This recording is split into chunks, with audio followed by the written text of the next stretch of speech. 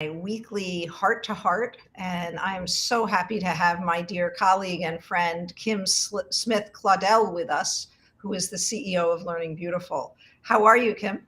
Great. Thank you so much for having me. Happy to be here and see you all. Great, great. I'm going to begin, for those of you who are not familiar with Robofun, excuse me, we are a company on the Upper West Side of Manhattan at 102nd and Broadway. And we run clubs, classes, camps, private lessons, birthday parties, lots of camps all summer long. And we do creative things with technology. So your kids will build and make robots, your kids will learn how to code. We do some creative things with Minecraft and circuitry, where they create things in Minecraft and then they build the real thing in with wires and all sorts of circuitry things. Um, and I am so happy to have Kim with us. Before I just want to mention two more things about Robofun. We have an open house this Sunday from 11 to 2. We'd love to have you. We are showcasing what will happen in our summer camp. So summer camp happens all summer long, weeks at a time. Your child can come in the morning, your child can come in the afternoon, or they can come in for the whole day. So if you go to robofun.org, you will find us. And I put out a blog twice a week, and I have all sorts of cool, wonderful guests like Kim once a week talking about just creative uses of tech, various issues in education, learning. And so now we're going to move into Kim. Just a reminder, robofun.org, and the open house is this Sunday. And the other thing that my staff tell me that I need to tell people is to share this. If you're enjoying the talk, share it with friends. So Kim and I have known each other, I think maybe now about 10 years. Kim started out as a teacher of my son and then moved to the MIT Media Lab. So Kim has all sorts of experience, both teaching, learning, and now she is her own CEO of this very cool little company. So do you want to start by telling us about Learning Beautiful? Sure. Yeah. Thank you. It's a really nice introduction. Yeah, it's a pleasure to think about it coming full circle. But Learning Beautiful is really a very simple poetic idea that, how can we prepare young children with the things that they need to thrive in our world? And something that we're working on right now is looking at early childhood education and how we can lay the foundations for some of the key ideas in technology, like computational thinking. So it's really just hands-on, tactile approach based in Montessori method to create these materials and activities, curriculum for educators that introduce computational concepts to children starting at age 3, and do so without using any tech, computers, screens, or digital technology. Or I would assume words. That's right. Yeah, it's a kind of something that's really interesting about the Montessori method is you're really you're looking at things even pre-language or as a child is acquiring language. So the sensorial thing is becoming the language that they understand as mental models rather than associating words with them. Uh-huh. Uh-huh. So before we go on, the word computational thinking is just thrown around. I'd love to know how you're using it, and do you know anything about the history of who developed that term? Yeah, that's a great question. It's something we spent a lot of time thinking about because, our words really matter. We just said they don't, children, maybe it doesn't matter to them at 3 years old, but as we communicate with adults and educators, this was something that came up a lot when we were developing the curriculum, where we were working with some very brilliant computer scientists at MIT who had a lot of opinions on the matter. The term computational thinking is actually not that old. It's recent, and many people think the first to coin it was a woman named Jeanette Wing, who was a researcher at Microsoft. I think she might be at Columbia now. I don't want to misspeak for her, but she was really looking at how can we define the education that we need for children and for adults, and really looking at, okay, we have this new technology, but we don't really have the educational framework to support it. So that's when the term came about. And why we chose to use that term as opposed to computer science, there's a few reasons, but one thing that I appreciated about it is we're suggesting something that's a little broader, but also might not be isolated to a specific hardware like a computer. We're not talking about how do we use computers, like what's a monitor, what's a mouse, what's the internet.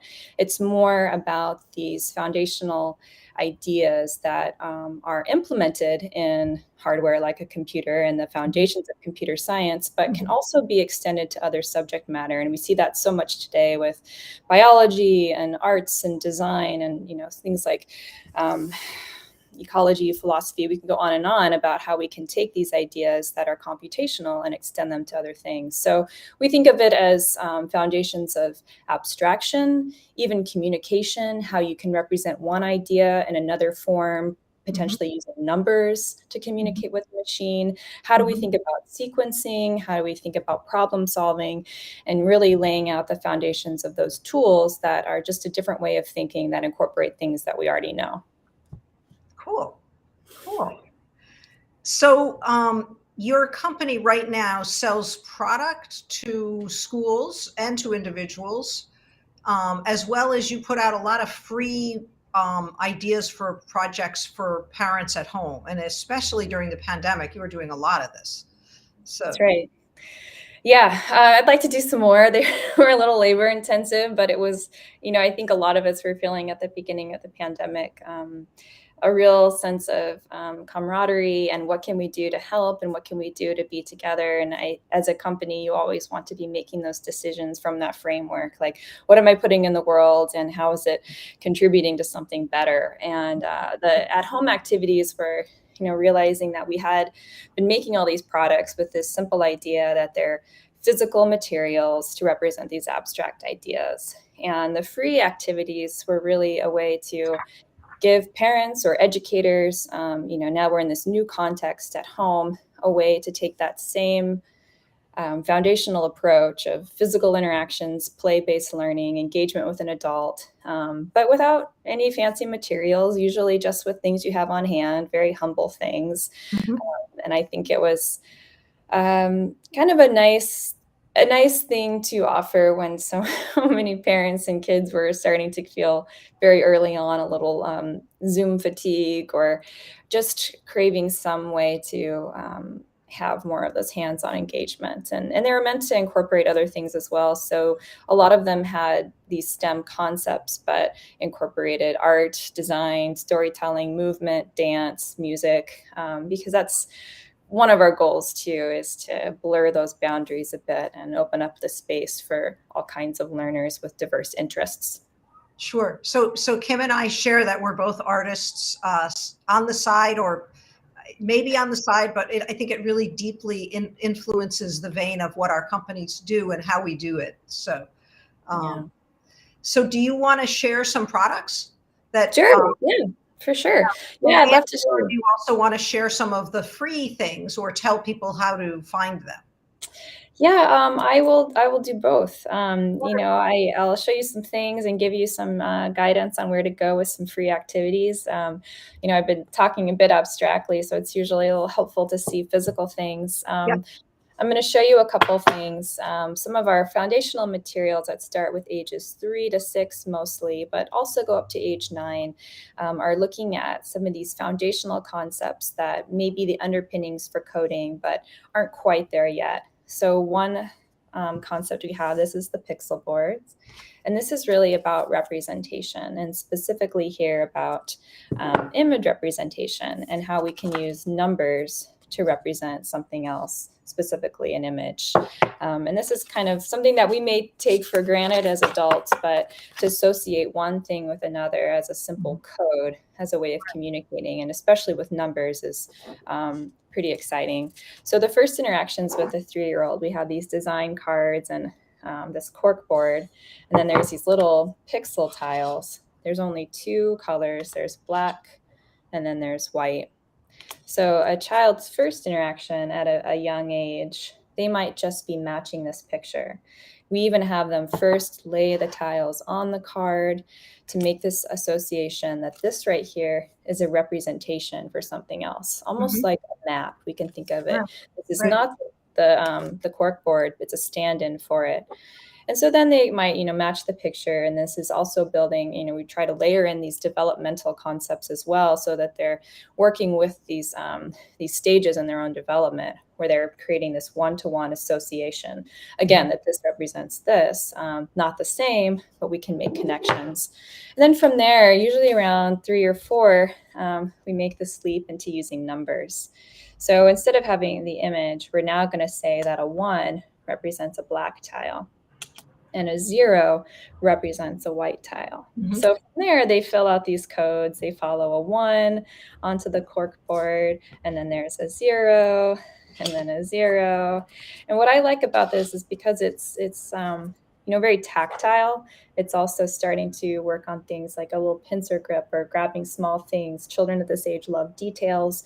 So it's also giving them enough to captivate them for a period of time and get focused on the small details. And something too that the materials do is they evolve and they're scaffolded. So this then becomes 8 by 8. Right now we have a 4 by 4 grid, and so it gets bigger.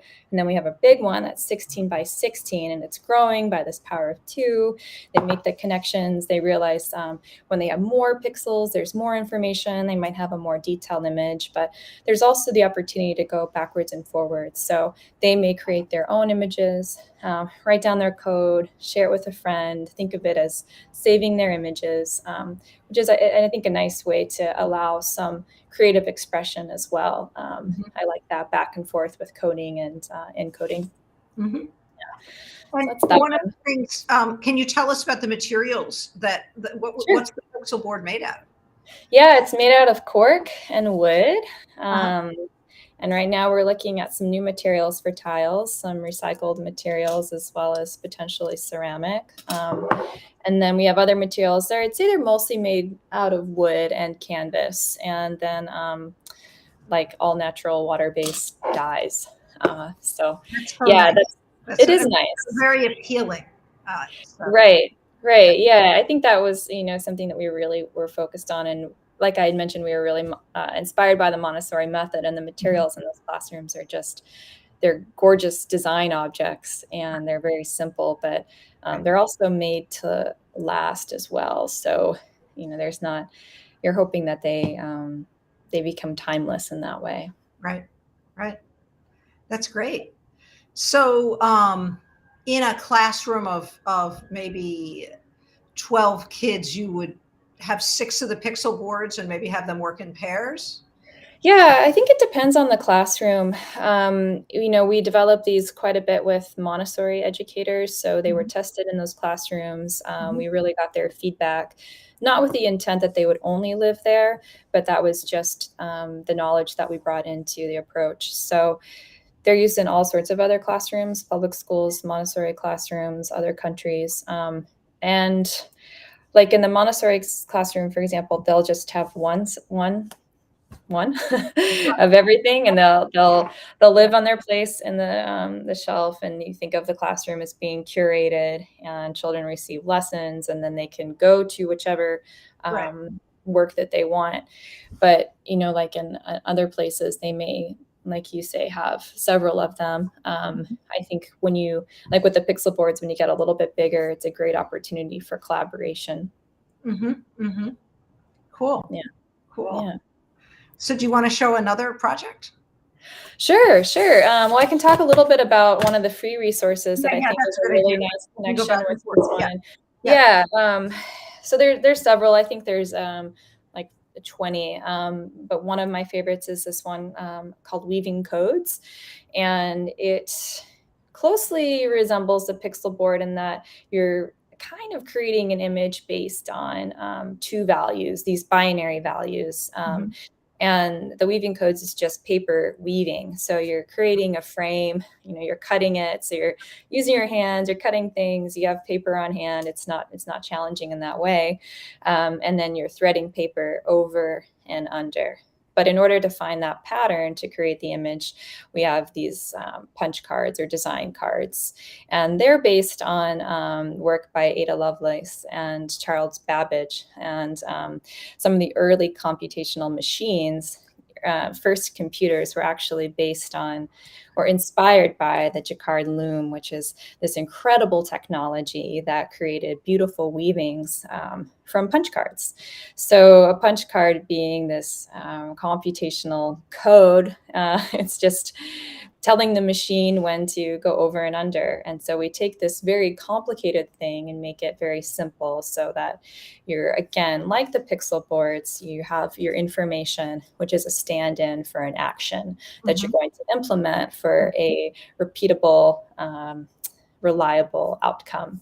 So that's a fun one. It can go on and on. It's very simple. All of the instructions, you could probably make it up just from what I told you, but if you need more details and more patterns, that's all there. And that's one of my favorite of the free activities.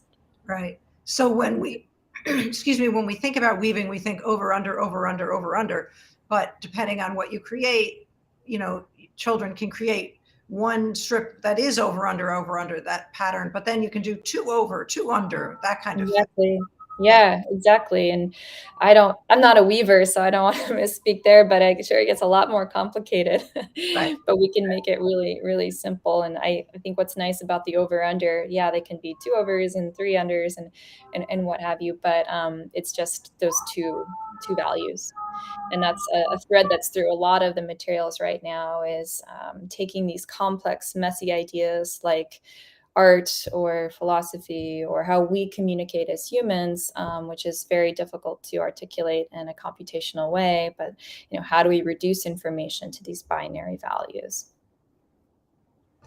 I just muted for a moment. I'm near a fire station and we might have a little more activity. But I think it's a very interesting thing, the idea of reducing things to just a little bit of information for children. Yeah. That's one of the goals, is that we really simplify concepts in a way, so that they can layer them on as these little bits. And that was something that was difficult for me to learn. I'm an adult. It's been a while since I've been 3, and unless you really interact with that age a lot, it's hard to understand just how complicated simple things really are. And how I remember working with the teachers early on, and we would have materials that we thought were these really great ideas and concepts, and we would say, like, here's that thing, here's the material for this concept, and they would just kind of laugh at us because we had tried to cram like 45 ideas in here and we didn't even realize it. So being able to tease those apart and to make them smaller is essential, but very challenging. I'm working on 2 different curriculums right now, one for Python and one for a new Lego product called Spike. And I'm working with some of our experienced mentors, and I have to keep saying to them, you're experienced at teaching and you already know this. You have to have a different mindset of somebody who doesn't know this material. And it's very hard for us to understand what it's like before you know something. You already know it. And so, it's like reversing your brain in a way. Yeah, it is really hard. I would agree with that. So show us something else, Kim. Okay, sure. I have this tree right here. This is the binary tree. Hopefully you can see it. But this one's really fun. This one we started a little bit younger even, because you can think of it as essentially a building tool. But you have these pieces and they just lock together. There's all different shapes and sizes. And so with the first interaction, this might just be presented as pieces in chaos. And we want to sort them and organize them. So we start to make connections and observations about how, okay, these match, they're the same. Our pieces are different. How are they different? They're subtly different colors. They're different sizes and shapes. But we make connections, and I like to start that way because this tree is growing, and you might be able to tell or see in this small photo here, but we have a different number of pieces for each type. And what I mean is our tree is growing, and when we look at it closely, we'll realize it's growing by this power of 2, which means that these smallest pieces we have the most of, And then when we get down these levels, we have this big branch here. So the binary tree is taking this abstract concept in computer science, one of the data structures, where at every node we have two more branches. I even think of it as a decision tree. So, if you can go two ways, either yes or no, and then from there you can branch off again so that it reminds me of two things: flow charting with yeah. programming, but also for kids. It's funny because I'm editing a lesson on which includes flow charting, and I'm like, what in kids' life is like a flow chart? And I'm thinking of those choose your own adventure books. Yeah, we were looking at those very much and wanted to find some way to bring storytelling into that. I love those books. Yeah. It's a lot like that. Yeah, so you're kind of taking these different paths, these different branches, and this isn't really something we wouldn't have the same conversation with a 2 or 3-year-old, but as they're building it and assembling it, we can start to show them and make these connections. And I find it particularly useful for exponential growth, which I find tricky. So I know kids find it tricky as well. Right. The concept of 1 grain of rice today, 2 tomorrow, then every time you double it, it gets very big, very, very quickly. Yeah. It's that on your and what do you call it? The growing tree? What's the binary tree? The binary tree. Yeah. So this is a fun one, and then there's some also some free activities that are associated with this loosely, where you can build your own tree out of collaged materials, physical materials, draw your own tree.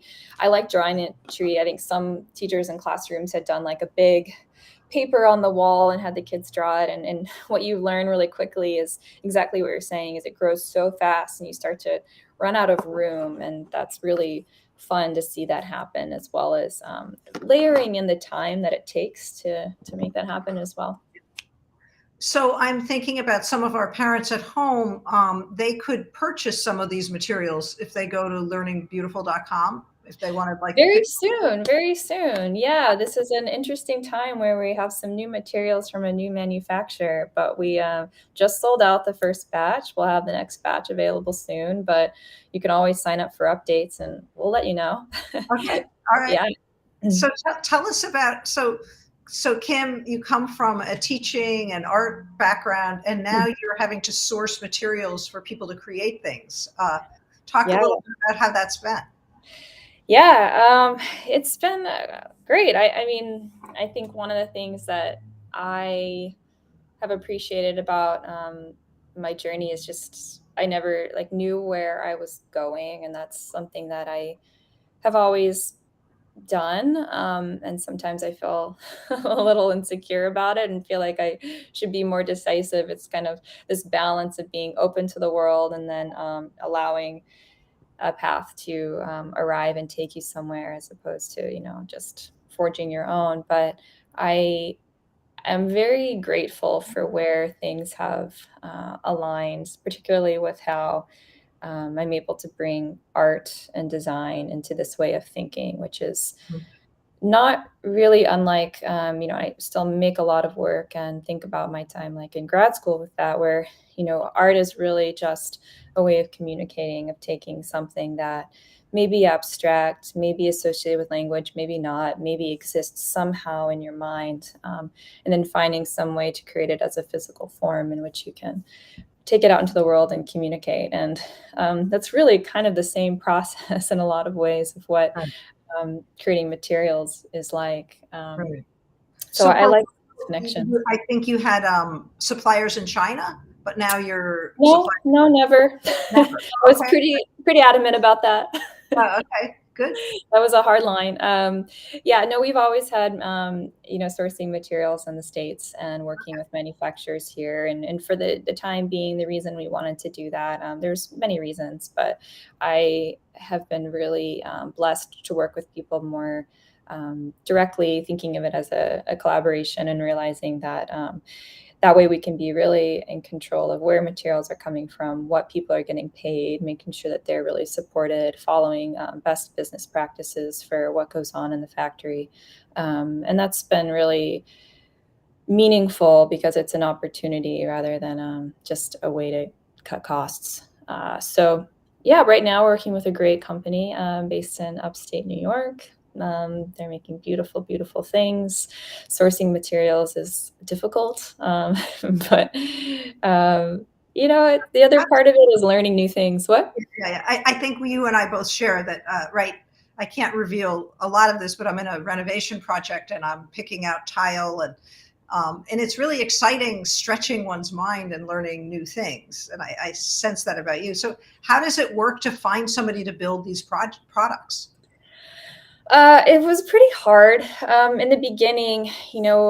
I probably reached out to about 100 manufacturers, and they're kind of hard to find. And I had built all of these myself and was very familiar with the processes involved, so that was very useful. Otherwise, I don't know how I would have been able to do that. And some people responded, most didn't. It was pretty hard. I finally found a manufacturer in Wisconsin that agreed to do it, and I think that was really great. And it was quite a learning curve to get it just get it up and running. And then recently, this manufacturer we met at a conference a couple of years ago, right as the pandemic was starting. It was like May 11th, or no, March 11th, I think, right? Yeah, Um, that's the best. yeah, it was like the day before lockdown, and I had gone out to this conference, and it was terrible. Had like set up all my materials, um, and then they just told us to get out immediately. Wow. Anyway, it was a total waste. It cost me, money to get out there. It was a big pain, Yeah. but the coolest thing happened was I met this company that was manufacturing furniture, and just met them in like the 5 minutes that I was there, and then kept in touch, and that's who became our manufacturer. Cool. Cool. Well, it's always wonderful to have you with us, and so you're about to have a whole new batch of the newer products made, and I think in a couple months you should come back and show us. Yeah, I'd love to. There's some new materials too. We're looking at really targeting 6 to 9 and creating this whole sequence. So you have this smooth transition into more of the work that you're doing and coding and Great, using great. computers. Mhm. And then we'll be able to sell some of them and use them. Yeah, well, this nice whole intersection. Yes. All right. Well, thank you again. Thank And you. Thank you. sure, sure. So a few more housekeeping things.